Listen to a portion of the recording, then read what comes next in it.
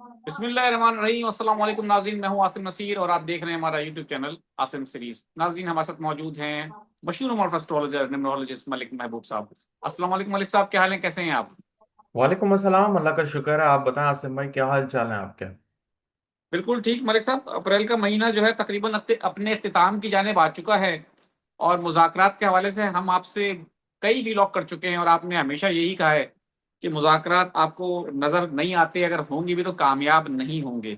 अब कुछ खबरें इस तरह की आ रही हैं कि शायद कोई बड़ी पेशरफ हो नहीं सक रही और ईरान ने कह दिया है कि अमेरिका की तरफ से बहुत ज़्यादा डिमांड्स रखी गई हैं, जो कि हमारे लिए मानना बहुत मुश्किल है, क्योंकि कुछ डिमांड ऐसी हैं जो कि ईरान की मैं समझता हूं कि उनकी बका के लिए बहुत ज़रूरी है। उनका मिसाइल प्रोग्राम उनकी बका के लिए बहुत ज़रूरी है, इसमें कोई शुबा नहीं। और इसकी गारंटी कौन लेगा कि अगर वो इनकी कंडीशन मान लेते तो इसराइल उन पर हमला नहीं करेगा? सबके सामने है। तो अब कहा ही जा रहा है कि अमेरिका ने भी अपने वफ्द को ना भेजने का ऐलान कर दिया है। मुज़ाकरात फिल वक्त ऐसा लग रहा है कि अब मुस्तकबिल करीब में तो होते नजर नहीं आ रहे, लेकिन डेवलपमेंट्स हो भी सकती हैं। पाकिस्तान पूरी कोशिशें कर रहा है। आपको क्या लगता है, अब अगर ये इस तरह नहीं हुए तो जंग बंदी जो है वो कितने अरसे चल सकती है? और क्या अगर अमेरिका ईरान पर अगर हमला नहीं करता तो क्या इसराइल की जानिब से कोई इस तरह की कार्रवाई हो सकती है? क्या आगे मंजरनामा नजर आ रहा है आपको? देखें, ये बड़ा इंटरेस्टिंग टाइम चल रहा है। इंटरेस्टिंग टाइम इसलिए नहीं कि अल्लाह रहम करे, मुझे मजा आ रहा है या मैं ऐसी बात कर रहा हूँ। कहने का मकसद ये, इंटरेस्टिंग टाइम इसलिए बोल रहा हूँ कि ग्राउंड रियलिटी बिल्कुल 180 डिग्री पे सितारों की रियलिटी से मतलब मैच नहीं कर रही, बिल्कुल ऑपोजिट चल रही है। जिस वक्त आप कह रहे थे सब होने वाला है, मैं आपको कह रहा था कुछ नहीं होने वाला। और अब आप बोल रहे हैं नजर कुछ नहीं आ रहा, और मैं बोल रहा हूं हालात बेहतरी की तरफ जा रहे हैं। तो इसलिए ये इंटरेस्टिंग टाइम चल रहा है, और यहीं पे एक्चुअली एस्ट्रोलॉजी आपको गाइड करने का काम करती है कि एक्चुअल में जो सितारों की अंदर मूवमेंट चल रही है, प्लैनेट्स की जो सितारों की मूवमेंट चल रही है, उसमें हो क्या रहा है। अगर हम बात करें इस वक्त फिलहाल, तो मार्च सैटर्न का कंजंक्शन पीक पे था 20 अप्रैल को। 20-22 में बहुत ज्यादा शोर था, मुज़ाकरात होने हैं, तो मैंने कहा अल्लाह करे हो ही ना। उसकी वजह ये थी कि उसमें तो धमाके के असरात दिख रहे थे और दुनिया पलटी भी थी एकदम से। कि वो बहुत करीब, मेरे ख्याल से जापान में अर्थक्वेक आया था, बड़ा मेजर अर्थक्वेक था। ऑन द अदर साइड पता नहीं क्या क्या हो रहा होगा, मेरा इतना न्यूज से नहीं होता। मैं बैठ हेडलाइंस पढ़ता हूँ कि दुनिया में चल क्या रहा है। दूसरी इंपॉर्टेंट बात, जैसे जैसे हम मर्क्यूरी के आई मीन मई अप्रैल के एंड में जाएंगे, मर्क्यूरी भी अपने नेक्स्ट हाउस में ट्रांजिट करेगा। और वो इस वक्त यूं समझें कि डिप्लीटेड हुआ है, नीच का है। नीच का मतलब वो वाला नीच नहीं जो आप लोगों को गालियां देने के लिए बोलते हैं, वो नीच का नहीं, मतलब वीक है। तो वो अपने वीक हाउस से निकलेगा। Mercury is a communication master. Mercury को बेहतर सिचुएशन में आना पड़ेगा। वो जैसे ही बेहतर आएगा, कम्युनिकेशन डेवलप होना शुरू हो जाएगी। बट उससे पहले जो हालात है वो ऐसे ही चलने वाला है। जो लोग ये बोल रहे थे कि मुज़ाकरात हो जाएंगे, सब फाइनल हो जाएगा, ऑल इज वेल, दुनिया बैक टू नॉर्मल, मैं आपको उस वक्त से बोलता आ रहा हूँ ये टेम्परेरी पॉज है। इसको पॉज ही समझे, इससे ज्यादा समझेंगे तो ये आप अपने साथ जुल्म कर रहे हैं या अपने आप को बेवकूफ बना रहे हैं। वो वाली मिसाल हो जाएगी कि बिल्ली को देख के कबूतर ने आंखें बंद कर दी हैं, बस। फिलहाल ये टेम्परेरी पॉज को टेम्परेरी पॉज ही समझें।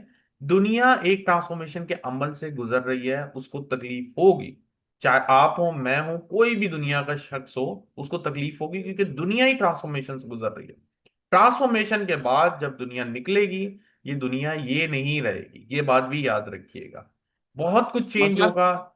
मतलब ये, जैसे अगर आप चले जाएं 1990 की दिहाई में, ऐसी चीजें नहीं थी, ऐसी डेवलपमेंट नहीं थी, जंगें होती भी रही, इतनी गहमा गहमी नहीं थी, लोगों के ऊपर इतने असरात नहीं थे मीडिया के, नेगेटिव स्पेशली। लोगों के पास इतनी नॉलेज नहीं थी। अब जो इस तरह चीजें चल रही हैं, एक जैसे एग्जांपल के तौर पे, पता नहीं, मेरे किसी एक स्टूडेंट ने पूछा कि सर आपको अगले 10 साल में करेंसी कैसे लगती है। वो ईरान करेंसी की बात कर रहे थे। तो मैंने कहा यार, 10 साल के बाद अगर मैं बताऊं तो ये करेंसी जो है ना, इस तरह हो जाएगी जिस तरह हमारे पास 50 साल पुराने नोट होते हैं जो हम म्यूजियम में रखते हैं। डिजिटल करेंसी आने वाली है, याद रखिएगा, दुनिया में। और 10 साल के बाद ये जो आपको नोट नजर आते हैं या कॉइन नजर आते हैं, ये नहीं होंगे। ये हम लोग म्यूजियम में या अपनी आने वाली नस्लों को दिखाने के लिए रखेंगे। जैसे एक जमाने में एक सिस्टम चलता था जिसमें वो लेन देन हो जाती थी, कोई करेंसी नहीं थी।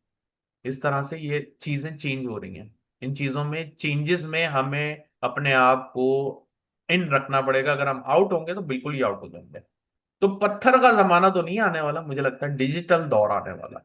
ये जो आवाजें लग रही है ना कि हम पत्थर के दौर में ले जाएंगे, ये जी कुछ पैचेस ऐसे दुनिया में आ सकते हैं। जैसे मैंने आपको बताया है कि मोस्टली ऐसा लगता है कि बहुत अनकरीब इंटरनेट डिस्कनेक्शन नजर आता है मुझे। ये बात मैं अभी नहीं कह रहा हूं कि न्यूज में आ रहा है। ये बात मेरे ख्याल से नवंबर अक्टूबर में मैंने आपको पिछले साल बता दी थी कि इंटरनेट डिस्कनेक्ट होगा, जिसकी वजह से उसकी एडवांसमेंट या यूं कह सकते हैं नया इंटरनेट का कनेक्शन बनाने के लिए, जिसमें जमीन से कोई राब्ता ना हो, सैटेलाइट से कोई ऐसे नई तो इसका टेक्नोलॉजी मतलब का। है कि मलिक साहब जो एलॉन मस्क का स्टारलिंक है वो अब काम करेगा? अब मुझे नहीं पता उसकी क्या सिस्टम है, बट मुझे ऐसा लगता है नई टेक्नोलॉजी डेफिनेटली आएगी, नई टेक्नोलॉजी आने वाली है। स्टारलिंक हो जो भी हो, लेकिन न्यू टेक्नोलॉजी इन होगी। ये याद रखिएगा, क्योंकि राहु एक्वेरियस का मतलब ये होता है टेक्नोलॉजी में एडवांसमेंट। आप पीछे 18 साल पहले चले जाएं सर, मुझे कुछ प्रूव करने की जरूरत नहीं है।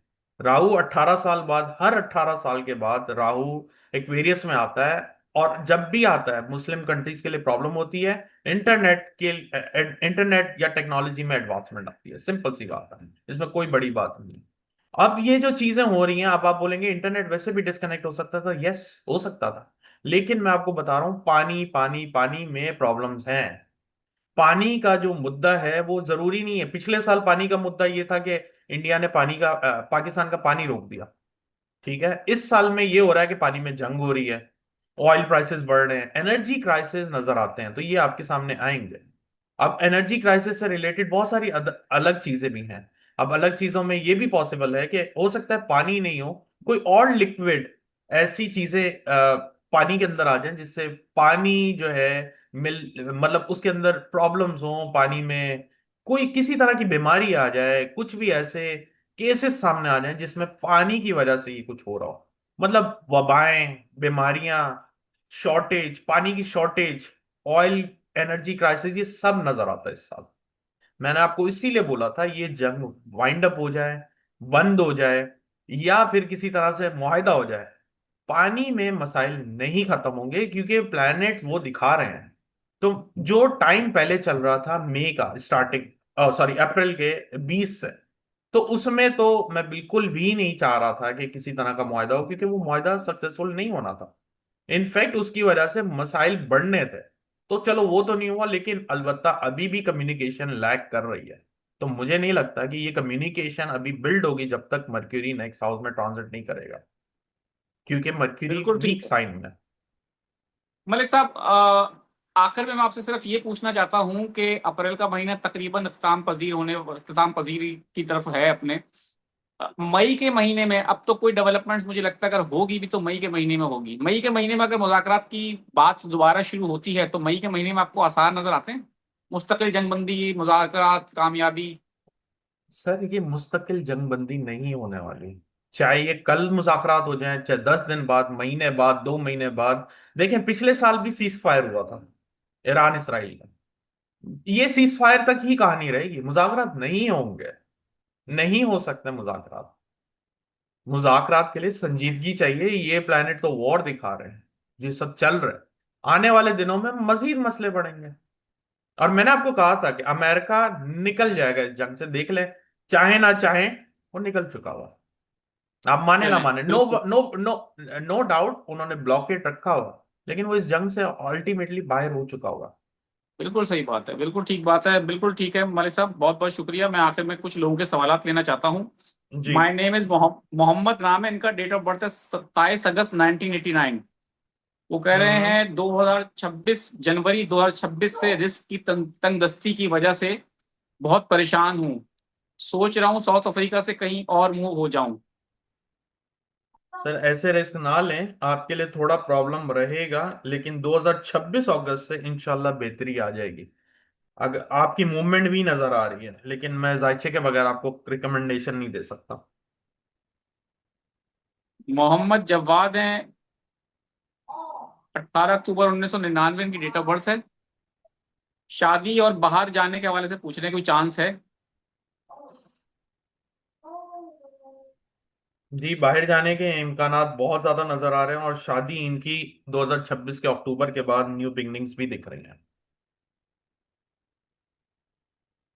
सोबिया नाम है इनका, 6 सितंबर 1983 इनकी डेट ऑफ बर्थ है।